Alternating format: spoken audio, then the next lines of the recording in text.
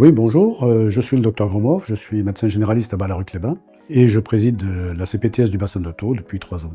C'est un territoire de 120 000 habitants, de 13 communes, centré autour d'un pôle hospitalier. L'ACI a été signée en décembre 2020. Qu'est-ce qui caractérise la CPTS? Je crois que c'est la coordination, la cohérence, l'unité.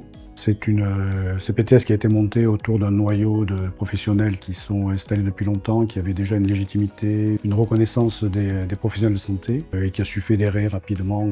Alors, le projet général d'une CPTS, c'est la coordination des soins. On a quelques projets qui sont phares. Actuellement, par exemple, on a un projet de coordination de l'hospitalisation des personnes de plus de 75 ans avec 2 infirmières référentes qui vont à la demande du professionnel de santé, souvent le médecin généraliste ou l'équipe soignante, va organiser une hospitalisation qui n'est pas une hospitalisation urgente, nécessitant obligatoirement de passer par le 15 pour éviter le passage au service des urgences quand il n'est pas nécessaire. Donc elle va assurer la coordination avec les services hospitaliers ou les services de clinique d'ailleurs, sur tout l'ensemble du territoire, pour avoir une réponse adaptée et éviter l'engorgement des urgences. Donc ça, c'est vraiment quelque chose d'utile pour le professionnel. C'est utile aussi pour le patient. Alors le bénéfice pour le professionnel de santé, c'est évident. C'est souvent des situations où il y a un état de stress. Il n'y a pas une urgence médicale réelle, mais il y a une urgence sociale, une difficulté au niveau de l'équipe soignante.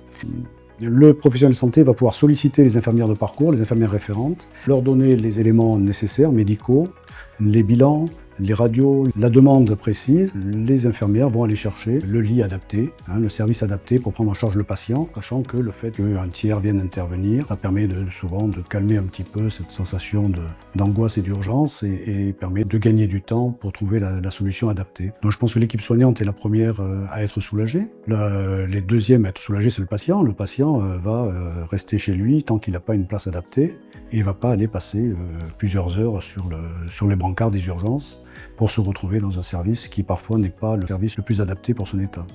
Pour s'inspirer du projet, je pense qu'il faut déjà des contacts avec les structures hospitalières, savoir où sont les lits, créer cette coordination, trouver des infirmières référentes ou des référents de parcours, pas forcément infirmiers, qui vont pouvoir être identifiés et connus par les structures, et travailler ensuite avec les médecins et les infirmières du territoire.